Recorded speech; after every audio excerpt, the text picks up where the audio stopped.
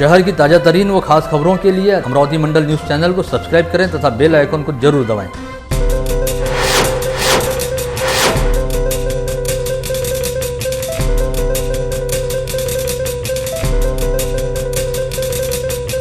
नमस्कार, दैनिक अमरावती मंडल के मंडल news bulletin में आप सभी का स्वागत है। आइए पेश करते हैं आज की कुछ खास खबरें। राज्य सरकार द्वारा कोरोना संक्रमण के खतरे को देखते हुए राज्य के सभी शहरों में नाइट कर्फ्यू लागू किया गया है। ऐसे में अमरावती शहर पुलिस आयुक्तालय द्वारा 31 दिसंबर वाली रात बंदोबस्त के लिए कड़े एहतियातों पर विचार विमर्श किया जा रहा है, जिसके तहत पुलिस आयुक्त डॉक्टर आरती सिंह ने अपने सभी मातहत अधिकारियों व थाना प्रभारियों के साथ आवश्यक विचार विमर्श कर लिया है। शहर पुलिस आयुक्त डॉक्टर सिंह द्वारा ड्रंक एंड ड्राइव के खिलाफ कार्रवाई को लेकर संबंधित अधिकारियों व कर्मचारियों को आवश्यक दिशा निर्देश दिए जा चुके हैं। साथ ही सभी व्यापारियों व व्यवसायियों से भी आह्वान किया गया है कि वे जिलाधीश कार्यालय द्वारा जारी आदेश का पालन करते हुए हमेशा की तरह रात 10 बजे से पहले अपनी आस्थापनाओं व प्रतिष्ठानों को बंद कर दें। यदि ऐसा नहीं होता है तो संबंधितों के खिलाफ कानूनी व दंडात्मक कार्रवाई की जाएगी। अक्सर पाया जाता है कि 31 दिसंबर वाली रात कई लोग, विशेषकर युवा वर्ग द्वारा शहर की सड़कों पर तेज रफ्तार ढंग से अपने वाहन दौड़ाए जाते हैं, जिसकी वजह से नववर्ष की पूर्व संध्या पर सड़क हादसे घटित होने की संभावना बनी रहती है। इस बात के मद्देनज़र शहर पुलिस द्वारा जहां सभी चौक चौराहों पर बैरिकेटिंग की जाएगी, वहीं 31 दिसंबर की शाम से ही सभी उड़ान पुलों को आवाजाही के लिए पूरी तरह से बंद कर दिया जाएगा। 31 की शाम लगने वाले बंदोबस्त में 85 पुलिस अधिकारियों और 700 महिला व पुरुष पुलिस कर्मचारियों के साथ ही 200 होमगार्ड जवानों को भी ड्यूटी पर तैनात किया जाएगा, जिसके तहत शहर में 48 फिक्स पॉइंट ड्यूटी लगाई जाएगी और 8 स्थानों पर सिटी बॉर्डर चेकपोस्ट बनाते हुए 5 अलग अलग दस्ते भी बनाए जाएंगे। इसके साथ ही 31 पर लगने वाले बंदोबस्त में अपराध शाखा, आरसीपी व क्यूआरटी पथक सहित दामिनी पथक को भी गश्त पर लगाया जाएगा। कुल मिलाकर 31 की शाम को शहर में चप्पे चप्पे पर पुलिस बंदोबस्त दिखाई देगा। यदि कोई शराब पीकर शहर की सड़कों पर उत्पात मचाता दिखाई देता है तो उसके नए साल की सुबह हवालात में होना पूरी तरह से तय है। इस समय देश के उत्तरी हिस्से में स्थित सभी राज्यों में शीतलहर का प्रकोप जारी है। साथ ही आगामी 2 दिनों के दौरान उत्तरी राज्यों में कड़ाके की ठंड पड़ सकती है, जिसका सीधा असर राज्य के तापमान पर दिखाई पड़ सकता है।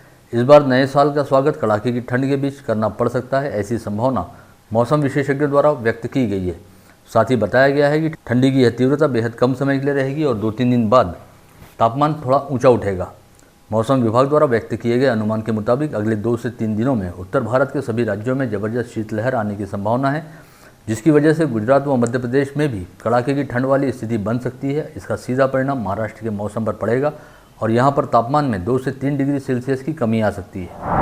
अमरावती शहर की विधायक सुलभा खोड़के द्वारा यहाँ बुलाई गई पत्रकार परिषद में कहा गया कि अमरावती शहर को स्वच्छ, सुंदर व हरा भरा बनाने हेतु प्रशासन द्वारा विभिन्न उपक्रम चलाए जाते हैं, जिसमें जन सहभागिता को जोड़े जाने की जरूरत है। इस बात को ध्यान में रखते हुए अमरावती गार्डन क्लब, अमरावती महानगर पालिका तथा सार्वजनिक लोक निर्माण विभाग द्वारा आगामी 17 जनवरी से अमरावती शहर में वृक्ष पालकत्व अभियान चलाया जाएगा, जिसके तहत अमरावती के अलग अलग इलाकों में रहने वाले लोगों को उनके निवास परिसर में सड़क किनारे लगाए जाने वाले वृक्षों के पालकत्व की जिम्मेदारी सौंपी जाएगी, ताकि शहर के हर एक व्यक्ति को वृक्षारोपण व वृक्ष संवर्धन अभियान के साथ जोड़ा जा सके।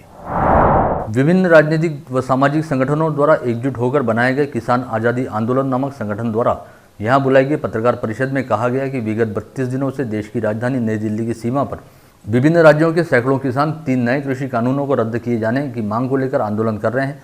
कड़ाके की ठंड के बीच किए जा रहे इस आंदोलन में अब तक करीब 40 किसान शहीद हो चुके हैं, लेकिन इसके बावजूद सरकार द्वारा किसान आंदोलन को गंभीरता से नहीं लिया जा रहा। यह सीधे सीधे केंद्र सरकार का मनमाना व अहंकारपूर्ण रवैया है, जिसके तहत किसानों की मांगों पर ध्यान ही नहीं दिया जा रहा। ऐसे में किसान आज़ादी आंदोलन का गठन करते हुए किसान आंदोलन को सक्रिय समर्थन घोषित किया गया है। त्रिदेव अवतार माने जाते भगवान श्री दत्तात्रेय की जयंती शहर से जिले में भावी श्रद्धालुओं द्वारा बड़े भक्तिभाव के साथ मनाएगी। इस उपलक्ष्य में शहर के श्री दत्त मंदिरों सहित सभी मंदिर संस्थानों में विभिन्न धार्मिक कार्यक्रम व अनुष्ठान आयोजित किए गए थे, जहां पर भाविक श्रद्धालुओं की दत्त दर्शन हेतु अच्छी खासी भीड़भाड़ रही। सभी मंदिरों में कोरोना प्रतिबंधात्मक उपाय योजनाओं को बेहद कड़ाई के साथ पालन किया गया। बडनेरा की नई बस्ती परिसर के लक्कड़गंज निवासी युवा व्यवसायी प्रणीत सिंह उर्फ रिम्पी हुडा की पुणे जाते समय औरंगाबाद के निकट हुए सड़क हादसे में मौत हो गई।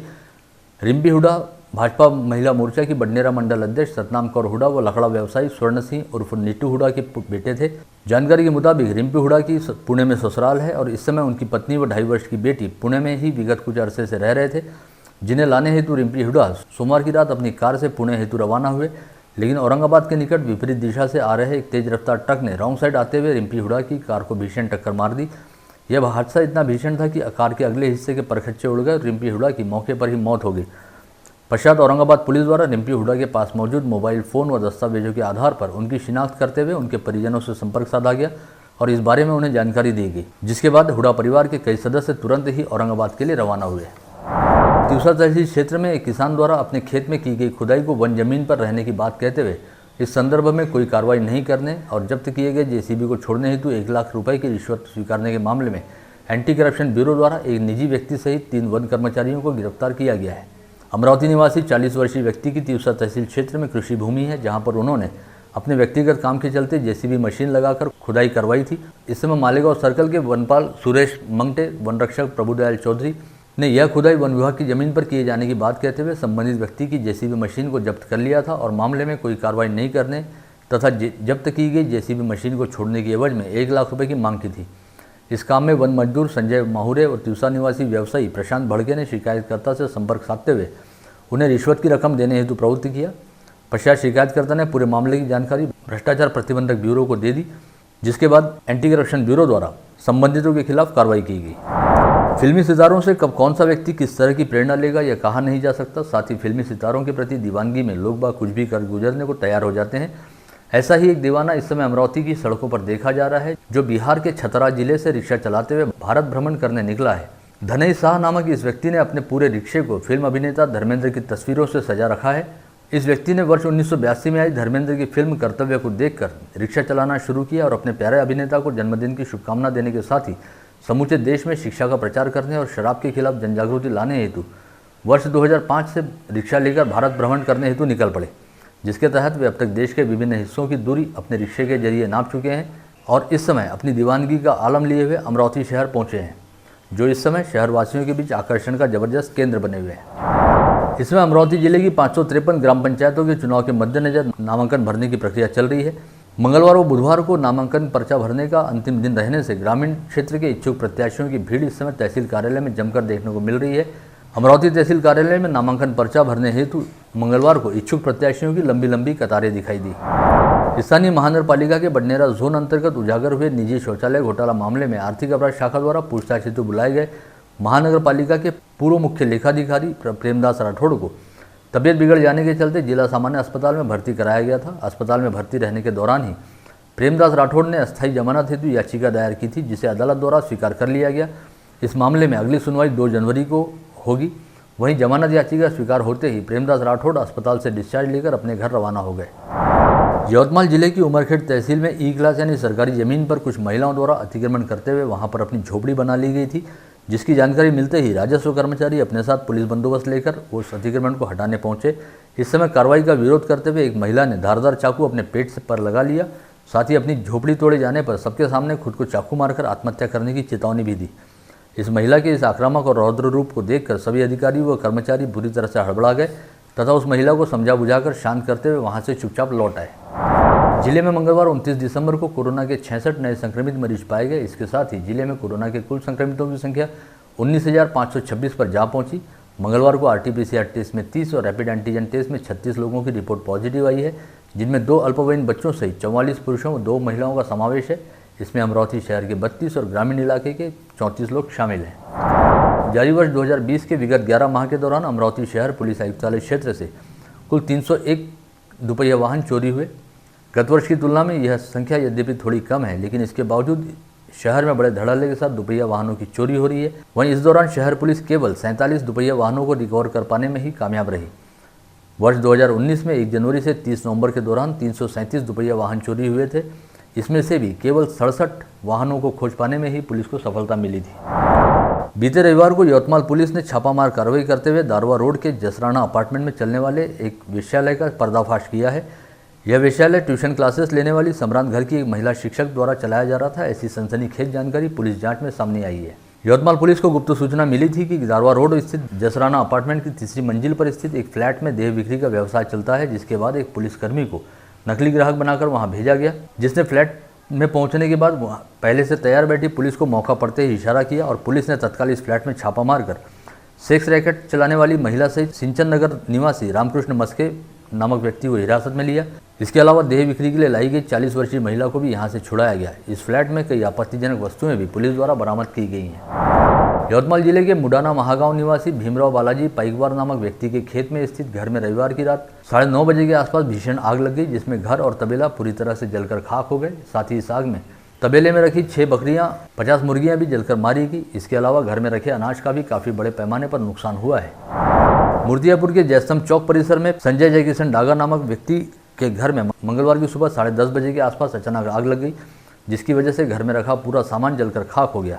यह आग लगने की वजह फिलहाल ज्ञात नहीं हो पाई है। सौभाग्य से जिस समय इस घर में आग लगी तब घर के सभी लोग पड़ोस के एक घर में किसी काम से गए हुए थे। ऐसे में यहाँ पर कोई जनहानि नहीं हुई है। विगत 22 दिसंबर को वरुड के निकट महेंद्री जंगल के शिकरदी गवान कुंड वन बीट में एक पूर्णवयस्क तेंदुआ मृतावस्था में पाया गया था, जिसकी मौत संदेहास्पद मानी जा रही थी। इस मामले में पुलिस एवं वन विभाग द्वारा 3 आरोपियों को गिरफ्तार किया गया है, जिन्होंने अपना जुर्म स्वीकार करते हुए कहा कि मध्य प्रदेश व महाराष्ट्र के सीमावर्ती इलाके में घोड़े के जरिए अवैध शराब तस्करी करने हेतु इस तेंदुए को रास्ते से हटाया गया।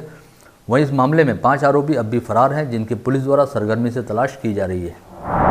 यवतमाल के पास ही मुकुटबंद से अर्दवन की ओर निकली एक दुपहिया विपरीत दिशा से आ रही बैलगाड़ी से जा टकराई, जिसमें दुपहिया पर सवार 2 युवकों की मौत हो गई। मृतकों की शिनाख्त अर्दवन निवासी नीलेश चांदेकर व यशपाल जोड़े के तौर पर हुई है।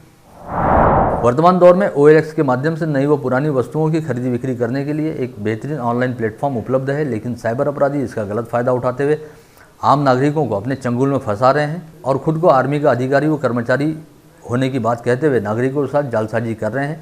ऐसे में साइबर पुलिस ने नागरिकों से आह्वान किया है कि वे ऐसे जालसाजों से सावधान रहें।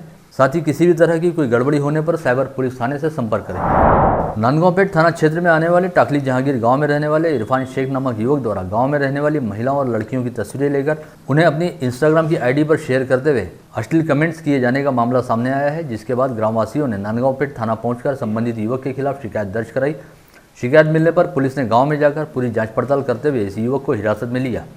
लेकिन जब पुलिस इस युवक को गिरफ्तार करने हेतु गांव पहुंची तो गांव के कुछ शरारती तत्वों ने पुलिस पर पथराव किया, जिसके आधार पर पुलिस ने कुछ लोगों के खिलाफ धारा 353 के तहत मामला भी दर्ज किया है। वहीं इस मामले को लेकर टाइगर ग्रुप की अगुवाई में गांव की कई महिलाओं ने पुलिस आयुक्त डॉक्टर आरती सिंह को निवेदन सौंपते हुए आरोपी युवक के खिलाफ कड़ी से कड़ी कार्रवाई करने की मांग की है। इन दिनों ऑस्ट्रेलिया में बिग बैश T20 क्रिकेट प्रतियोगिता खेली जा रही है। इस प्रतियोगिता पर ऑनलाइन जुआ भी खेला जा रहा है। 28 दिसंबर को यवतमाल साइबर क्राइम ब्रांच की टीम ने बिग बैश T20 में लगाए जा रहे ऑनलाइन बेटिंग पर छापामार कार्रवाई करते हुए 4 युवकों को हिरासत में लिया, जिनके पास से 6,57,960 रुपये का साहित्य बरामद किया गया है। गाड़गनगर थाना पुलिस ने वर्ष 2019 से फरार आरोपी कन्नू उर्फ अभिनव निखार को मंगलवार को नया कॉटन मार्केट परिसर से हिरासत में लिया है।